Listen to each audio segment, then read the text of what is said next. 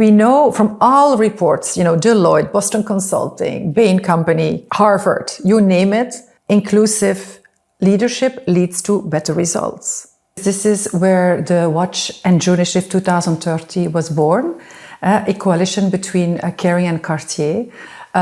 If those two CEOs would have not stepped up, I would not be here today. Now we are 2024, and the purpose of a company is to be meaningful and purposeful and being a force for good. So you cannot have a business strategy and a sustainability strategy. It has to be one strategy. I think another trend is what we'll see is that the war for talent. L'industrie du luxe par ceux qui la façonnent. Je m'appelle Loudana et bienvenue dans le podcast du luxe. Je suis docteure et cofondatrice de la fintech Grace, qui permet aux marques de luxe de protéger leurs biens exceptionnels afin que leurs clients les portent en toute sérénité partout dans le monde. Ces dernières années, j'ai eu la chance incroyable de rencontrer certains des plus importants dirigeants et grands noms du luxe qui, à travers leur histoire, ont créé celle de l'une des industries les plus puissantes et énigmatiques au monde, le luxe. We have a collaboration with UN Women, which is Activate Accelerate.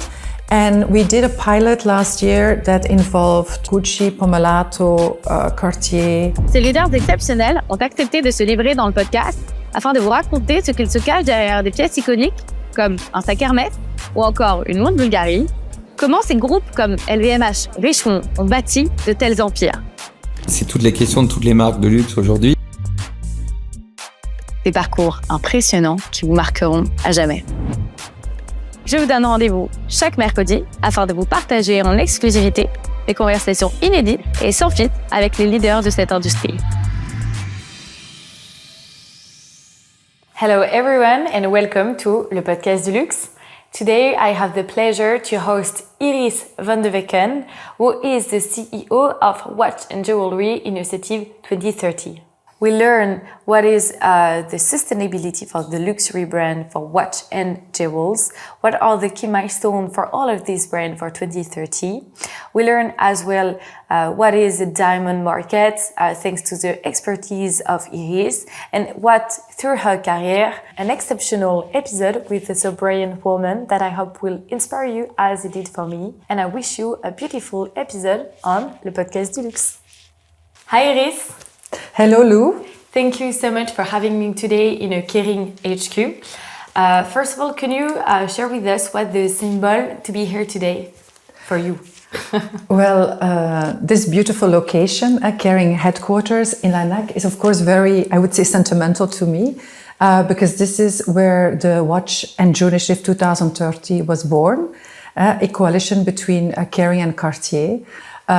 If those two CEOs would have not stepped up, I would not be here today. So, it's sentimental. Could you please present yourself? So my name is Iris. I'm the Executive Director of the Watch and Jewellery Initiative 2030. I'm Belgian. I come from a very small town in Flanders, and I am currently living in Geneva. Could you please tell us where what was your childhood, in what sort of family you grew up? Did you grow in a luxury family, or did you have some luxury passion or diamond passion, or yes, Well, I would say I was raised in a very traditional family, in the sense that my father was a banker for the National Bank of Belgium. And my mother actually took great care of her two rebellious children, my brother and I. I think we were raised very protectively. It's something I would like to talk about later. So I feel I was very privileged to live in a safe environment, be able to go to school, have nice holidays, but also understand the value of hard work and dedication. I think one core value that my parents always placed to my brother Nicholas and myself was be humble, be grateful, do your best, be open to new experiences, and also you should think as a global citizen. And I think one very important experience was that in the 80s, so this was not the time today where you have your iPhone and you can FaceTime. We actually left as a family to Washington, D.C.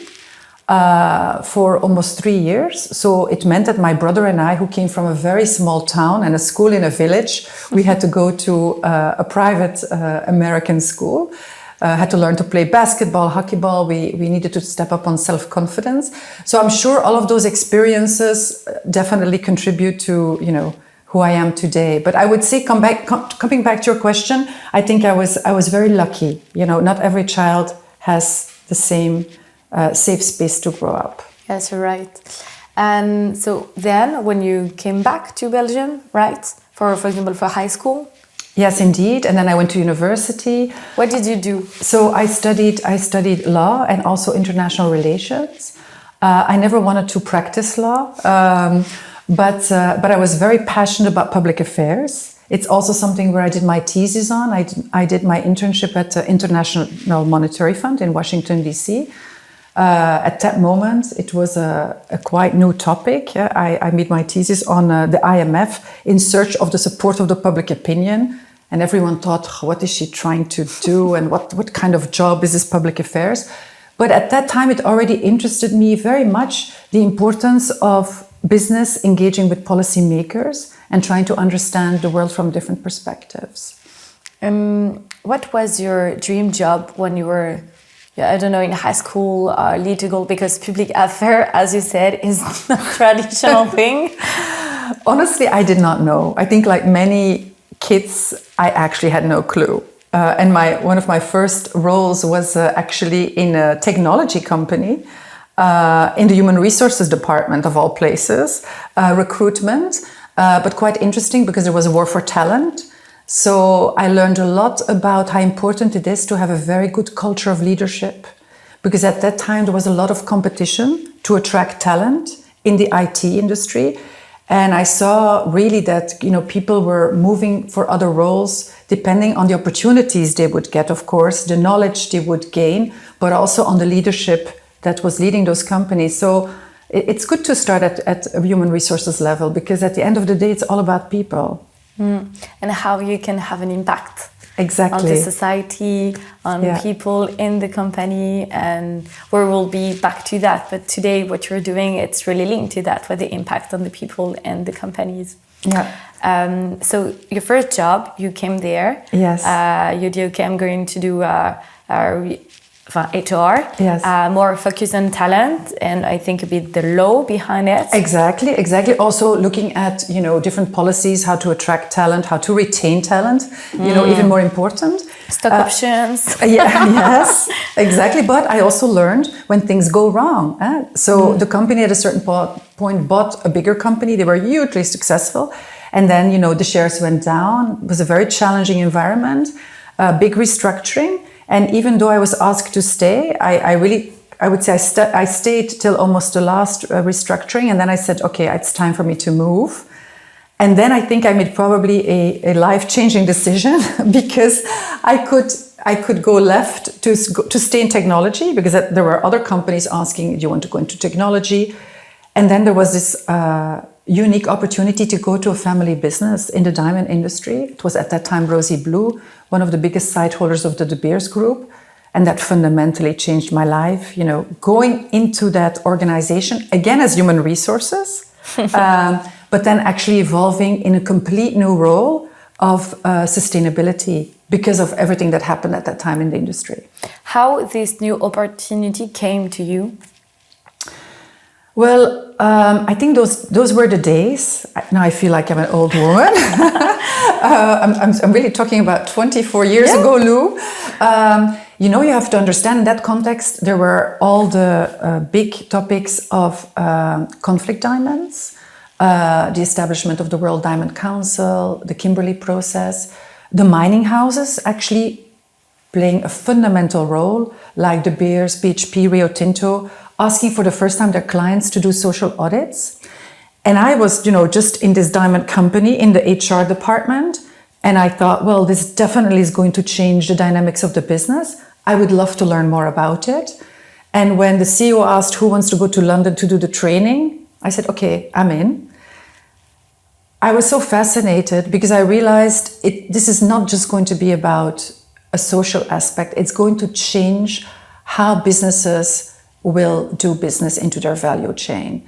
And I think it was a good decision, but I also want to tell humbly, I was given the opportunity by this Indian family, which I'm still very grateful for.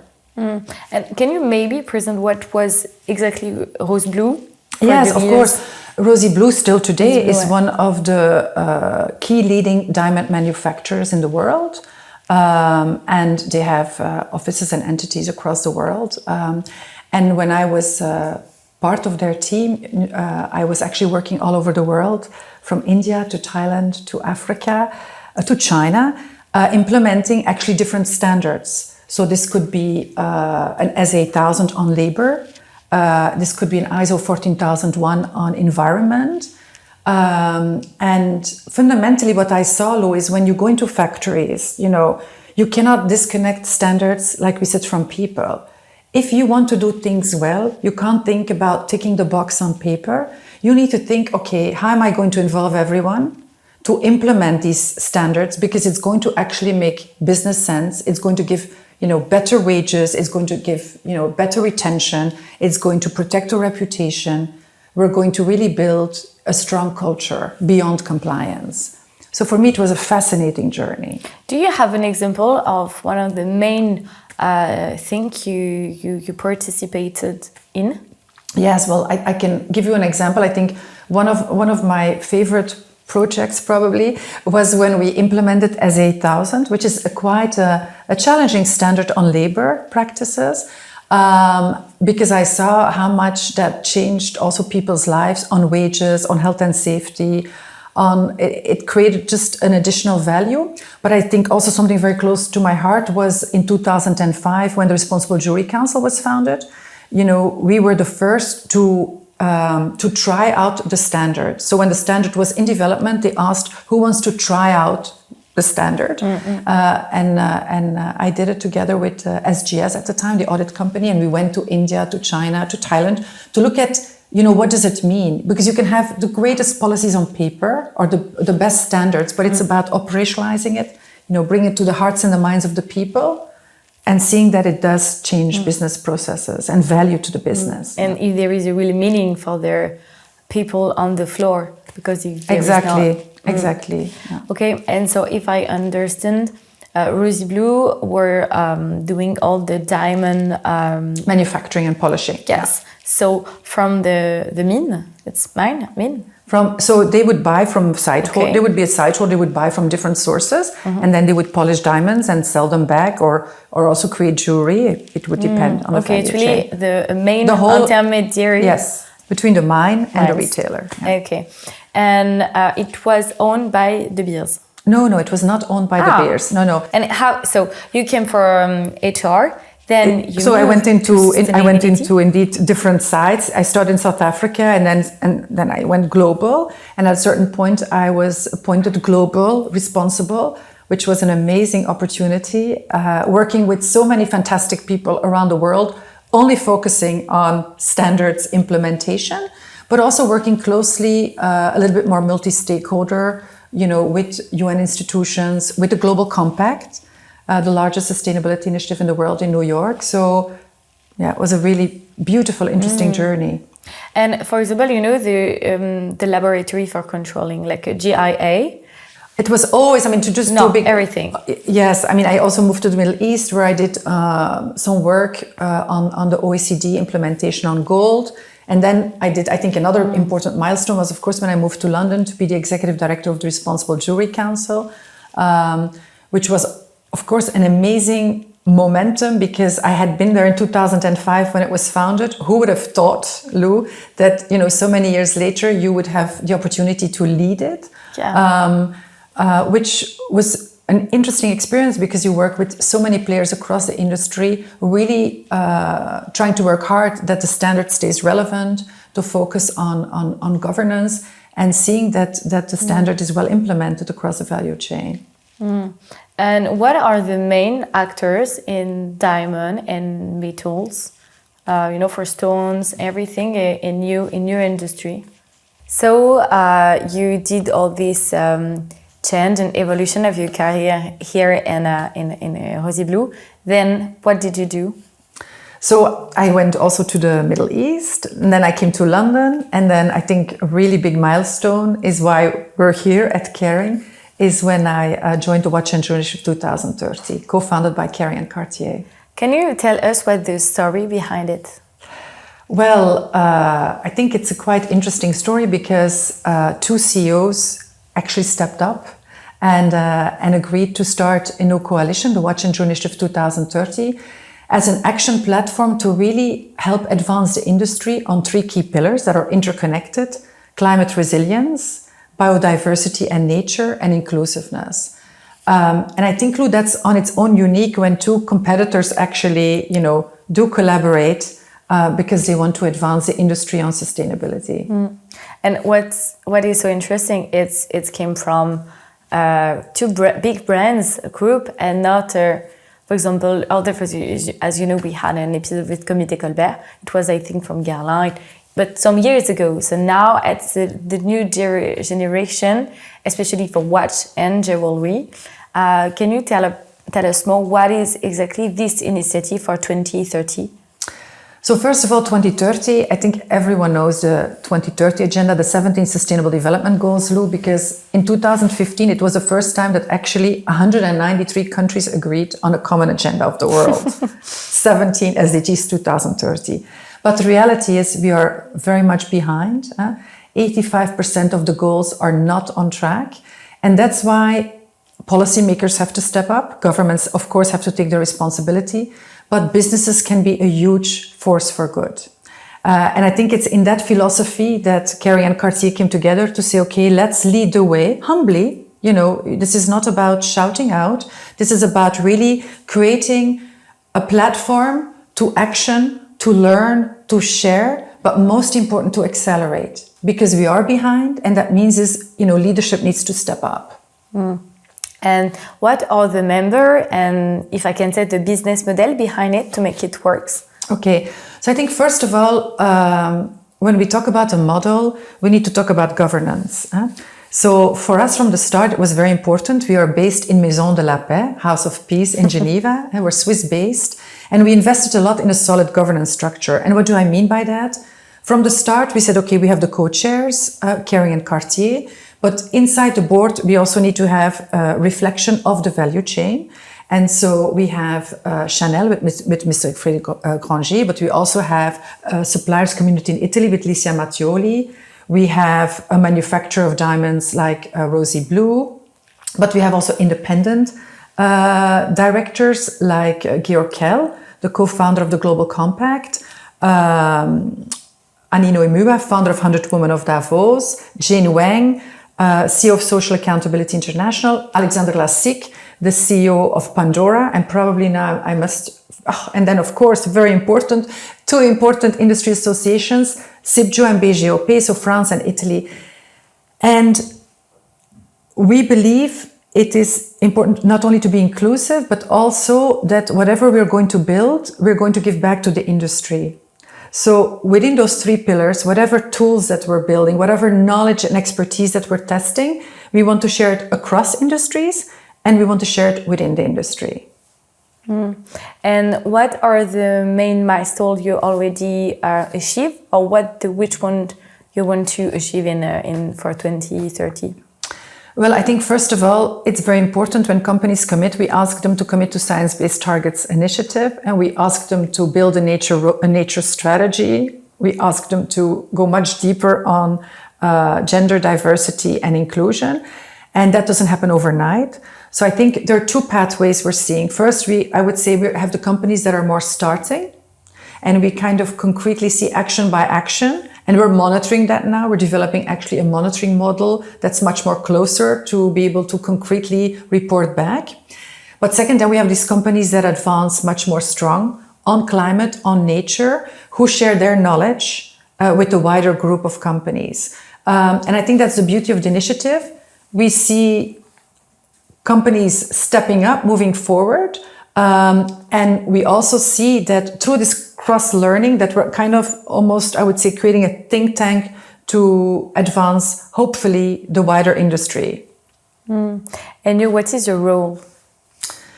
That's a good question. Well, I would say my role is to connect the hearts and the minds, to motivate, to continue to push.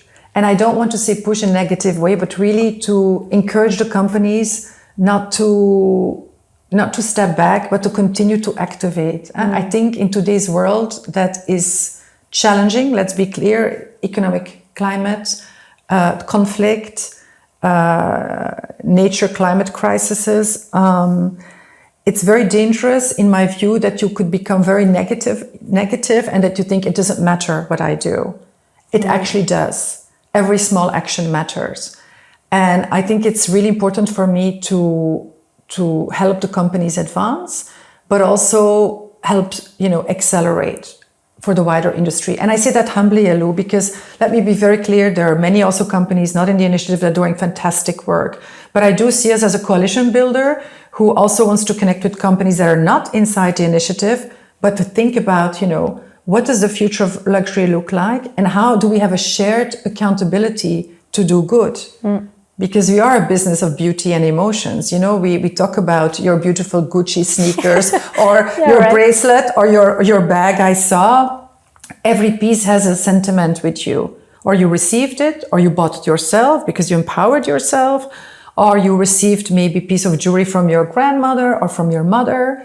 So we are in the business, which I don't even like the word business, but we are in an ecosystem of emotions and craftsmanship.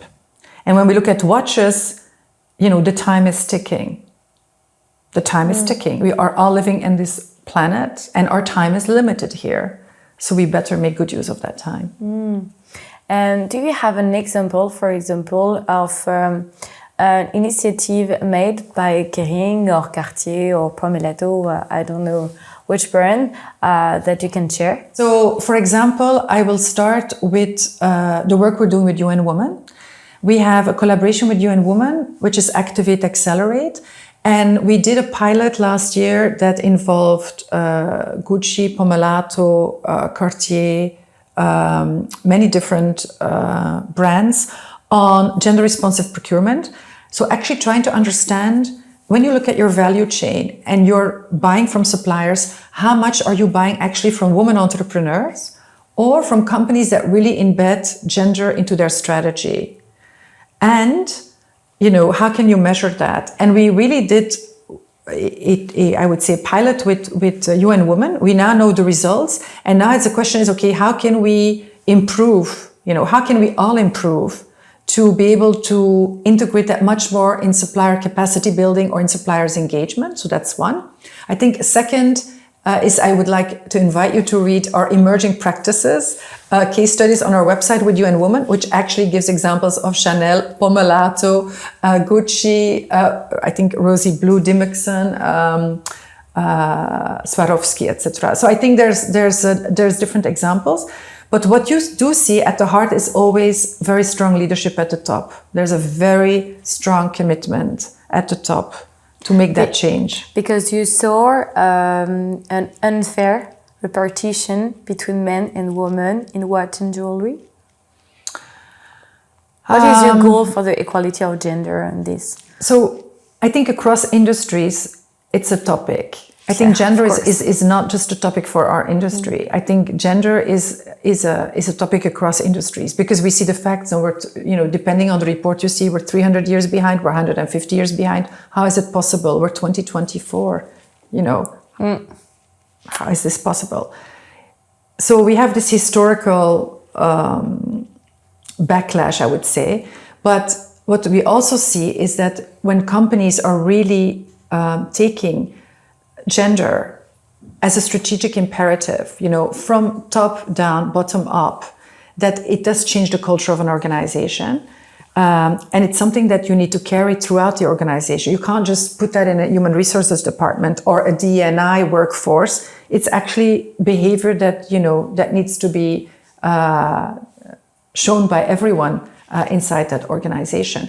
But I think particularly for our industry, where 90% of consumer behavior is influenced by women, it is very important to have woman leadership. And I must say, it makes me happy, when I see Ilaria Resta, who has just become the CEO of the Marc Picard. I think it's good news if we see, for example, Catherine Régnier, who I deeply respect, she's moved from Jaeger-LeCoultre to Van Cleef and Arpels. Lina Nair at Chanel. Yes, Lina Nair. I mean, these are all amazing women, but we also have amazing men. Yes. And I think that's also something we should not forget, that there are a lot of amazing men and women. We just need to work stronger together, better together to step up. You're right. Yeah. You know that in startup for investor, the most performant startup are founded by mixed co-founders, so women and men. So I think inclusion is a very important topic for the industry.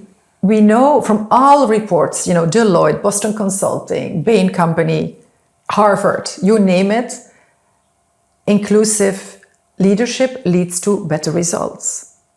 But then when you look in practice, you really have to see that you're going to build this really culture of inclusion. And that, first of all, takes time. That takes a very strategic approach, but with a big heart, right? And it needs a lot of efforts, from everyone around the table. And I think there's a huge opportunity for the industry to step up, from C-level, top down, bottom up, and also, to attract the diversity of markets.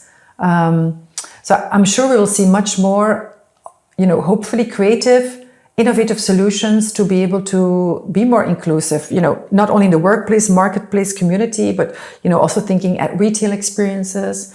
And I love the example of what Gucci is doing in their retail experience on that.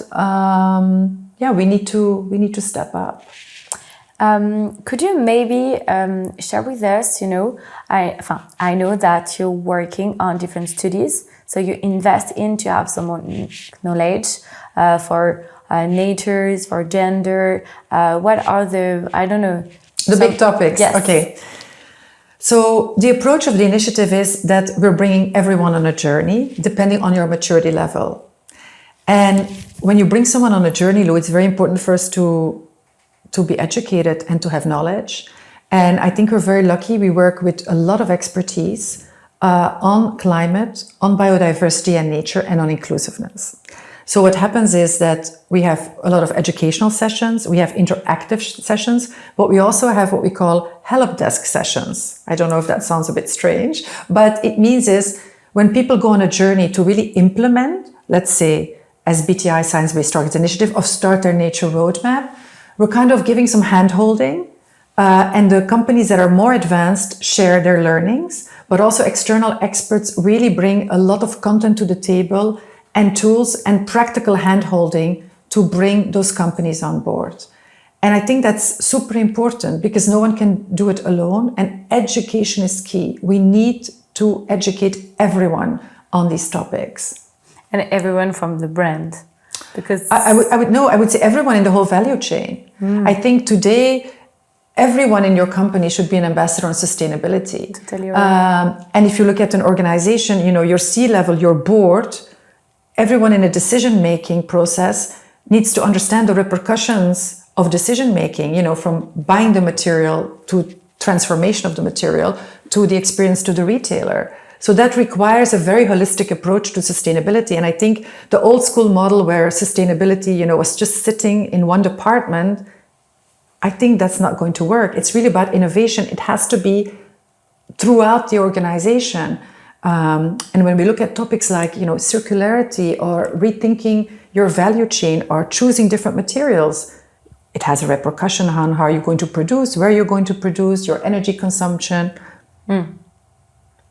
So it's about innovation. And a lot of topics. Yes. And we can have access to the studies yes, absolutely. on your website. You can have access to the website. And for the topics that are not yet on the website, that means is we're testing them in pilot studies. And then once we feel it's ready to go, we will offer it to the wider industry. I think it's so nice to have access. I wrote some, and I was really, when you learn something like I think people don't have maybe the value, but there are sort of studies. It's very expensive for a brand, for example, to have it. And for a lot of brands, it's really private. So to have access to something that is bigger than just a brand, and that anyone that are maybe curious about watch, a diamond, can see better than, we're all on the one line. I think it's really important to share this knowledge. And Lou, if I may step in, I think one example is really what I would say humbly proud of is the nature roadmap, because the nature roadmap is the first time actually that we have an industry approach to nature, but it's at starting phase. Let's be clear, for the roadmap, open to the wider industry.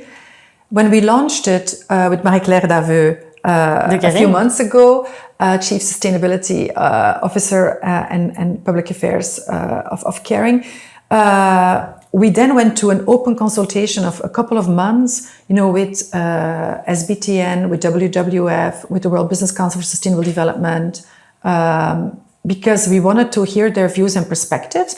And one feedback that came out of it was, okay, the nature roadmap still needs more concrete examples and cases from the industry. You need to connect it more to the element of water. So now we're working on it, adjusting it. It will be a living document, but it's open to the industry. And what we hope is if others have expertise that they can also share, we can build on it, because we can only help advance the wider industry. And we also humbly want to learn from others. Mm-hmm. So if there's good, new innovations out there, we're happy to work with you.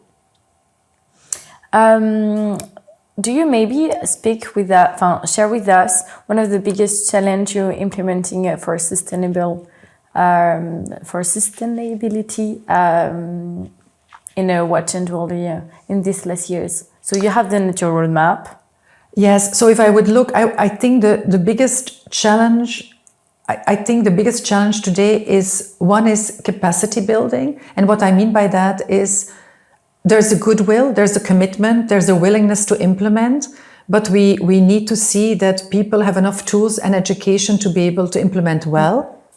And this in a quite challenging economical climate. So I think a challenge is also because the regulations are so going quickly. If you look at, what is happening with the implementation of the CSDDD, or, the regulations around green claims, or, what we see as an evolution of going much more into product passports information, it means is that companies have to prepare their business models to be able to comply with that regulation.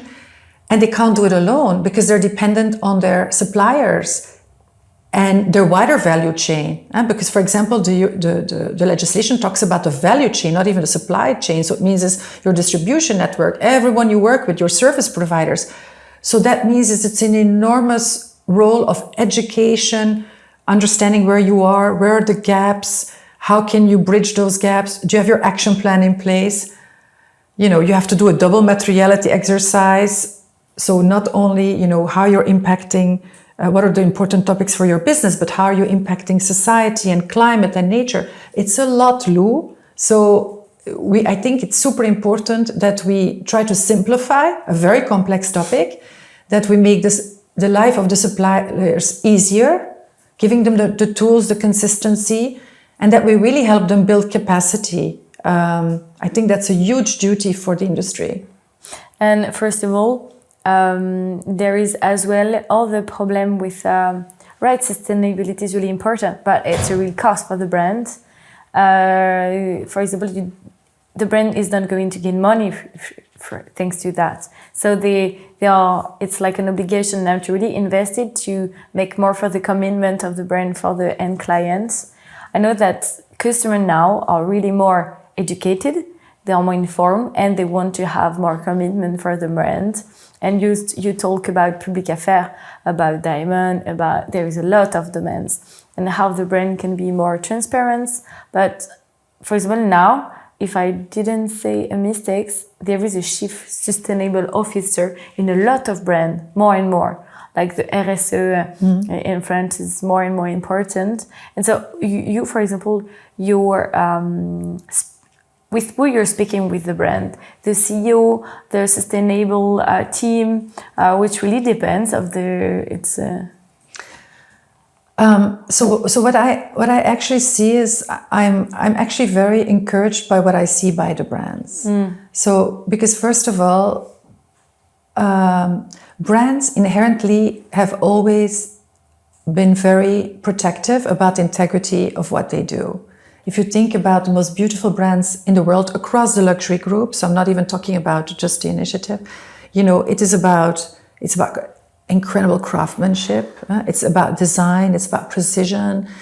It's about ultimate creativity.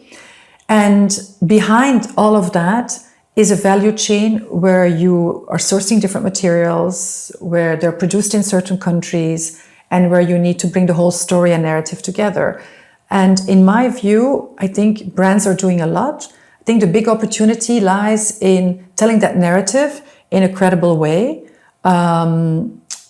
which I don't think is an easy journey for anyone. But I do see, a lot of goodwill and movement by the brands across the different groups, which is very encouraging. And that's at sea level, Could you maybe talk about traceability and so transparency, because we are in. Could you share with us some technology, maybe like a blockchain or other in a initiative there is, you saw and you're discussing, you speak with the brands about it? Well, first of all, I think traceability is about transparency, or you could say transparency is traceability. I think that it is important for any organization to more and more understand where all the materials are coming from. And you also see that the regulations are going to that direction. So where regulations used to focus on management systems of a company on sustainability, do you have decent labor practices? Do you have an environmental policy? Do you have health and safety measures? Do all of those, you now see actually a little bit that trend moving away from, okay, that's the baseline, but now we want to know much more about the product, what's inside the product, how has the product been manufactured, where are the sourcing, where are the sources coming from, impact on the environment, impact on people, positive, negative. So that's a lot of information that companies will have to slowly start collecting. So for that, they will need to understand and more about their supply chain and go deeper into their supply chain. I would even say value chain to understand more about that. And that needs a collaborative approach. And what do you think about, for example, the digital passport? So, for example, one initiative that I follow is Aura Consortium, because again, I believe in the positive power of collaboration. When you see different brands, investing together and trying to understand much more about what is possible. How do you see circular economy principle being integrating into the jewelry industry? So I think circularity is probably the biggest opportunity for our industry. First of all, I think we're very lucky that we are working in a watch and jewelry industry. So, because you will never throw away a piece of jewelry, right, Lou? You will never just take a watch away. It's something that you're going to collect or you're going to give to the next generation. So that on its own, I think we're very lucky that we are working in that kind of industry. But if you look at circularity, in my view, there are three important phases. I think first, the biggest opportunity with younger designers is in the design phase. When they think about designing a new product, that they really think circular from the start, which is difficult, combining circularity sometimes also with beautiful designs or materials. This is what I hear from designers, young designers. I'm not an expert, so important design phase. Then, of course, you can think about the second phase, which is consumption, and then about the end of life, when we think about recycling and recovery. When we think about the design phase, and this is something I always like, it's about, okay, how can we refuse to use materials with high carbon footprint in the production process? So refuse. How can we rethink the process to minimize carbon emissions and to look at really different models of consumption, energy consumption, water, waste, etc. And also, how can we reduce during the production process?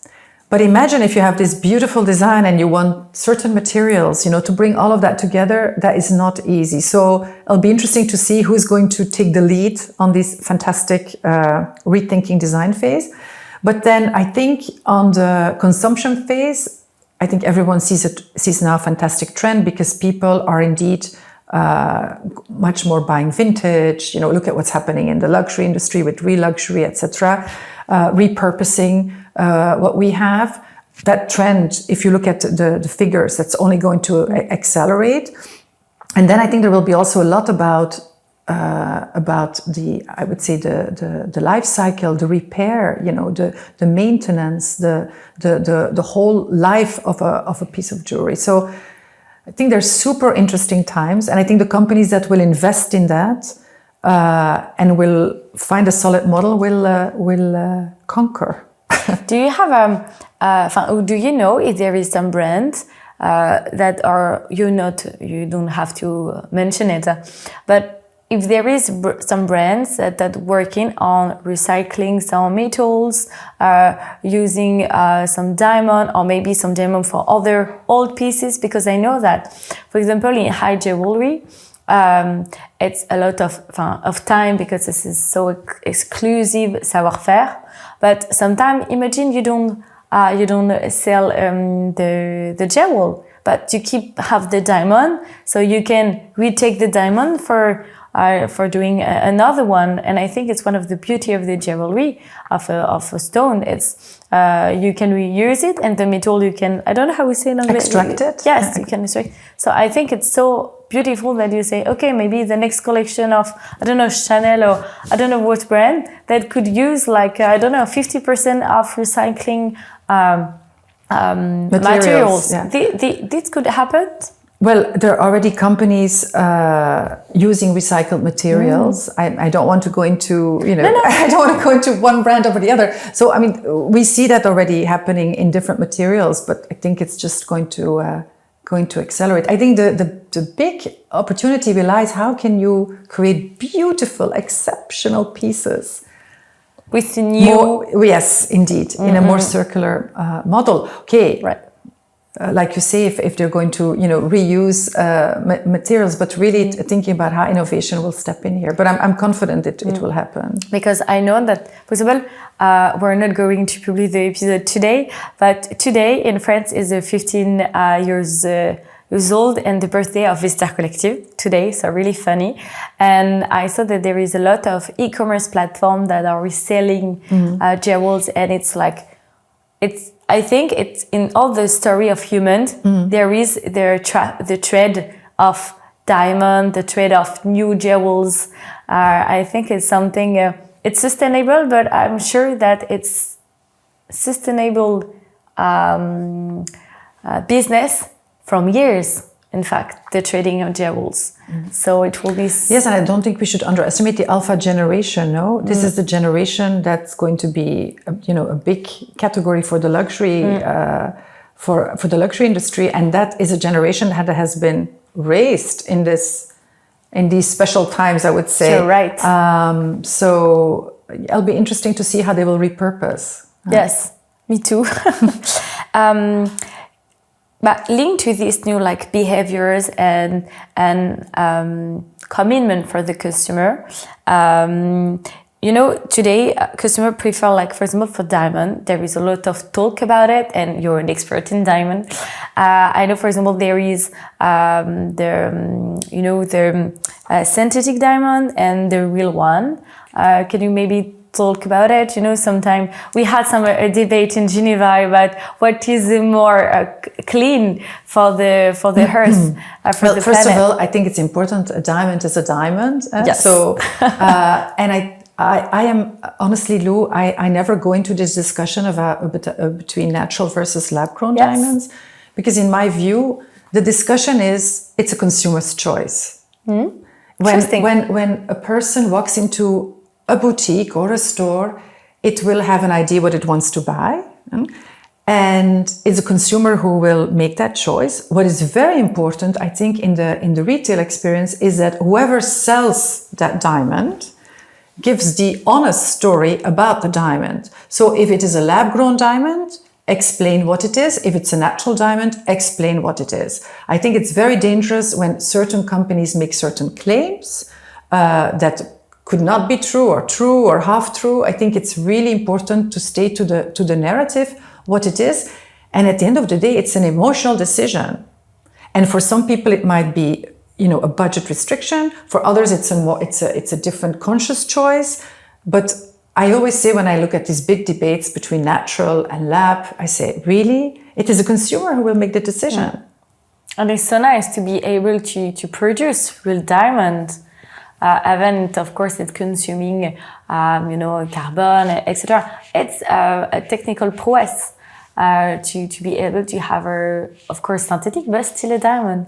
So I think, as you say, I think it's a consumer's choice, and I can have my personal preferences, which is fine. But at the end of the day, I think it's respect to the consumer. Yes. But it's super important the disclosure, and then that's why it's so important to have institutions like the GIA, IGI, etc. Because it's important that you know what you're buying.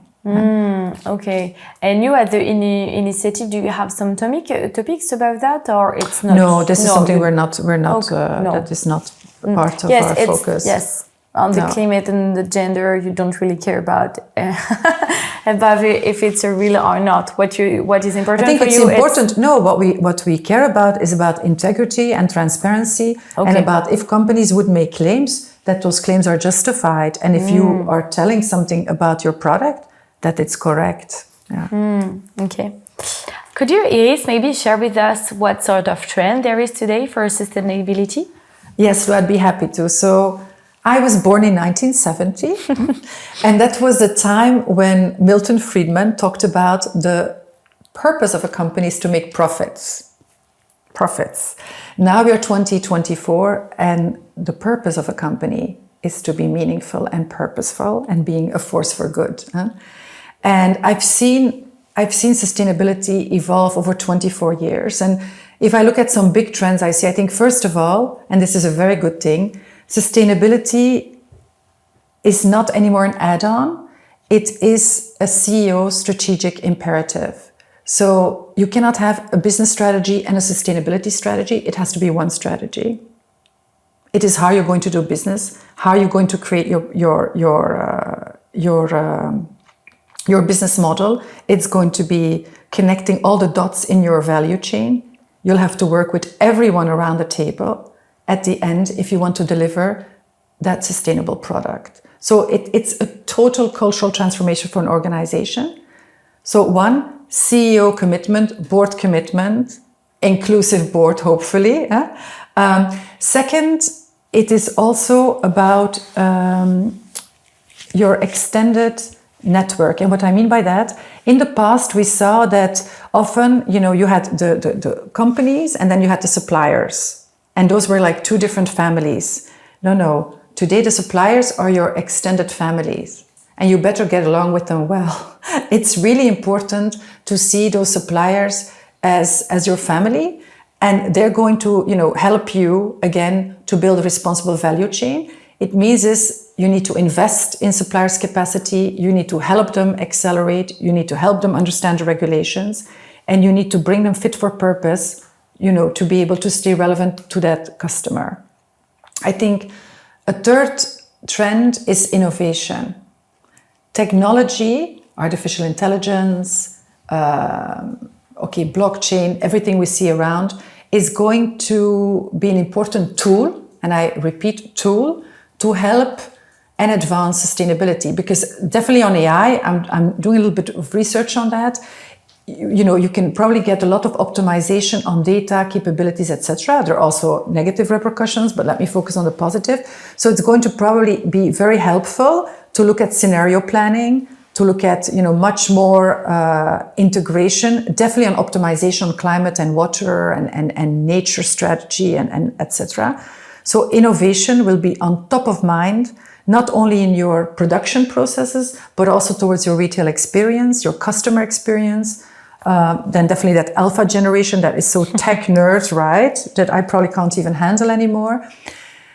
I think another trend is what we'll see is that the war for talent. We work in an industry of craftsmanship.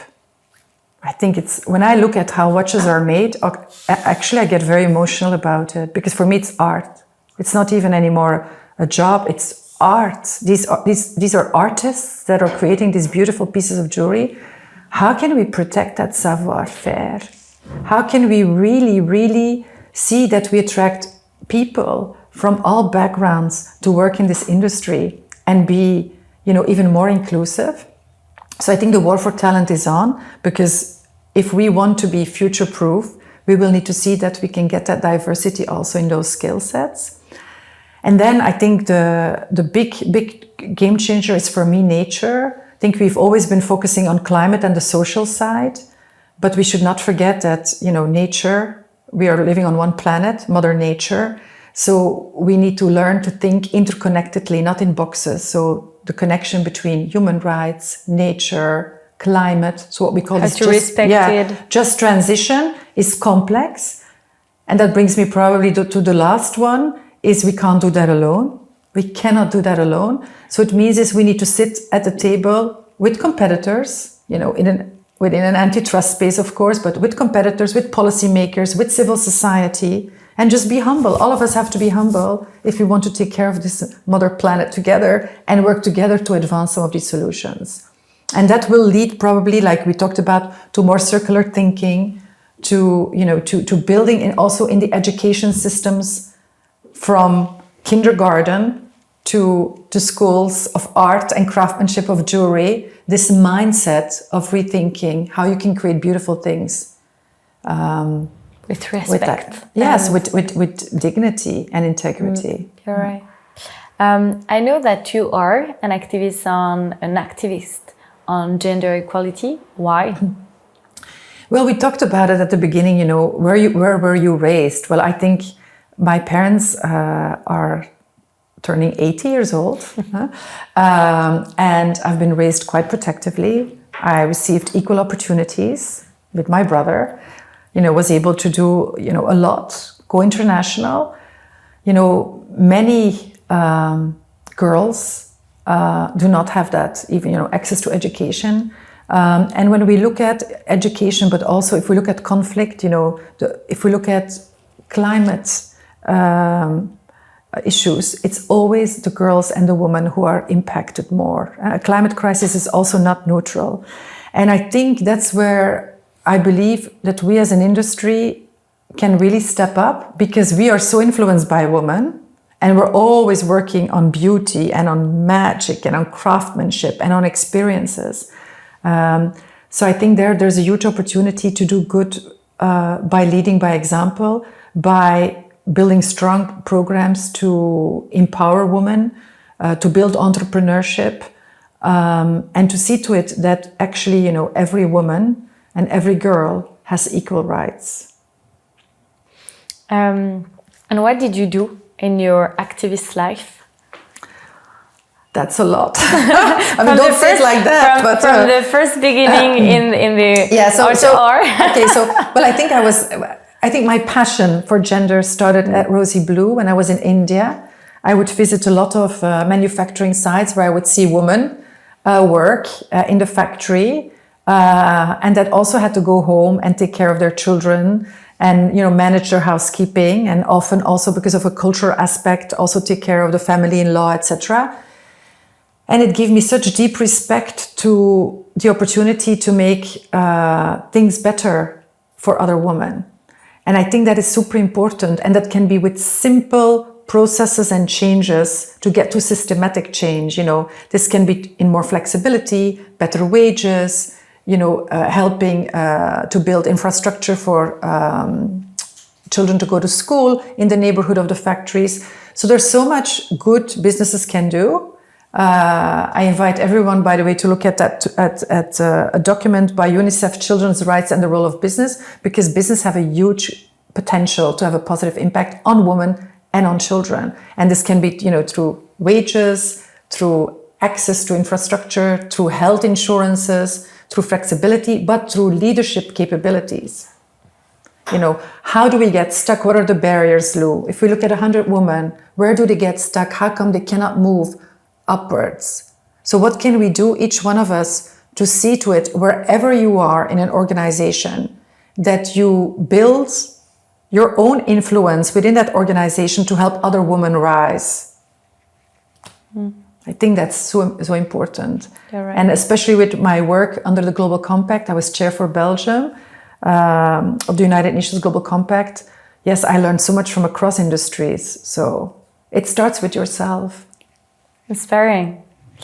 Now we're going to finish on the signature question. Okay. So first, what was your first luxury item you had in your life? If I call it a real luxury item, it was a Delvaux handbag. Oh, wow. At 18 years old, I received it from my parents. And now it's owned by... Richemont. Ouais, Richemont. Yeah, it's a Belgian brand. Yes. It was a Belgian brand. Yes, I really like this brand. Yeah, I still like it. It's classic, the simple D. And it was for me a very important moment to receive that bag. How happy I was with that bag. Yeah. A good, yes. The good D from Delvaux. Yeah, for me, Delvaux is a bit like the Belgian Hermes, you know? Yeah. It's a bit of that. It's really beautiful brand. Yes. What is the last one? You receive or you offered? No. I paid for it. Very important. I did not receive it. I bought it myself. I actually bought it last year for myself, a Gucci bag. Wow. The very classic Gucci bag. Show the bag.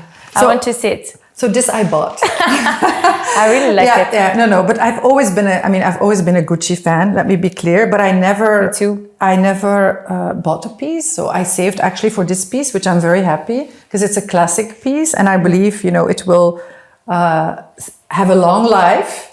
And that's what we think about reimagining luxury. I think that's the beauty. If you buy a beautiful piece and you take care of it very well.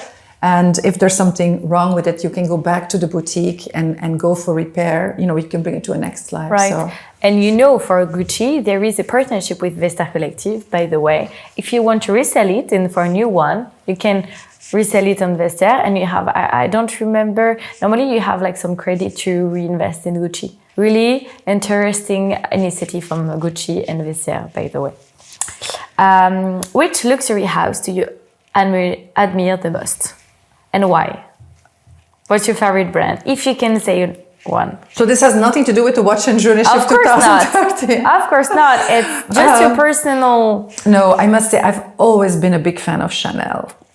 Yes, I've always been a very big fan of Chanel. Yes, this was also self-purchase. Necklace? Yes, I really like but I'm a very big fan of Chanel, because of the classic...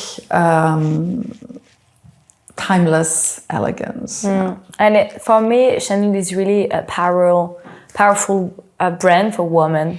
They are only doing women, some watch for men. Yes, and also allow me to say, Lou, I think they also have very strong, amazing programs on women leadership and women empowerment. And we were also very, I think lucky to have them with us in the Activate Accelerate program with UN Women. To do one of the case studies with us. So I think it's really inspiring when, some of those leading brands also tell some of their stories on what they're doing on a topic that's so important. Yeah. That's right. I love Chanel. Yeah, I'm a really Chanel girl. I admit. What do you like the least and the most about luxury? I don't think it's about the least or the... I think for me, luxury is timeless. It goes across generations. That's why you take care of something that's so precious and that you want to give it to someone, into the next generation. So I think for me, it's more about luxury having this enormous opportunity to lead the way for others, to not only be inspirational and aspirational through craftsmanship, through creativity, through precision, through innovation, but actually being a real force for good for the wider industry and helping us all step up. Yeah. And there is something that you don't really like about this? Like something that you don't like sometimes it's people who are wearing too much, or no? I try not to be judgmental on this. Okay. I always believe everyone has his choices. I might disagree, mais les couleurs, on dit les goûts et les couleurs, on ne discute pas. You're right. I think I honestly, I embrace it, because if everyone wants the same thing, Okay, that's it's not your good, answer. no? Yeah. It's your answer. Okay, so the next question is what's your definition about luxury? But in fact, you just answer a bit. So, in your opinion, what will be the luxury of tomorrow?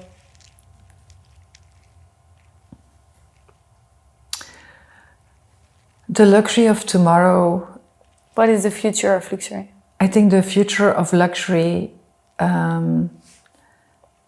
will be about exceptional people, creativity, craftsmanship, and accountability.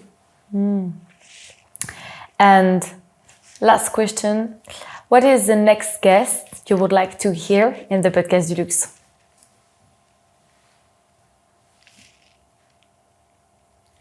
Good question, huh? Maybe someone from the initiative. People just you will be curious to hear and to learn about the career of this person.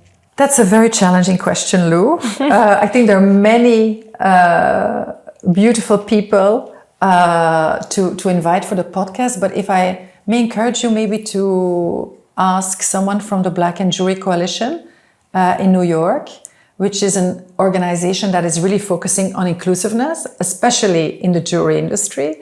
I think that might be interesting because I think we need to continue to educate and accelerate on this topic of gender and diversity. So it might be a great journey on learning. Yeah, well, okay. Thank you so much, Iris. Thank you for your time, Lou. Of It's been course. really great. Thank you. Yeah, we learned a lot. It's so nice. Thank you so much. Merci infiniment pour votre écoute. J'espère du fond du cœur que vous avez apprécié cet épisode. N'hésitez pas à vous abonner au podcast, à le partager autour de vous, à laisser vos commentaires afin que nous puissions échanger tous ensemble. Ça nous motive et c'est ce qui fera aussi rayonner le podcast. N'hésitez pas également à vous abonner à mon Instagram, à LinkedIn. Ce sera un plaisir de discuter de luxe avec vous. Et je vous dis rendez-vous à la semaine prochaine pour un épisode aussi exceptionnel que celui-ci.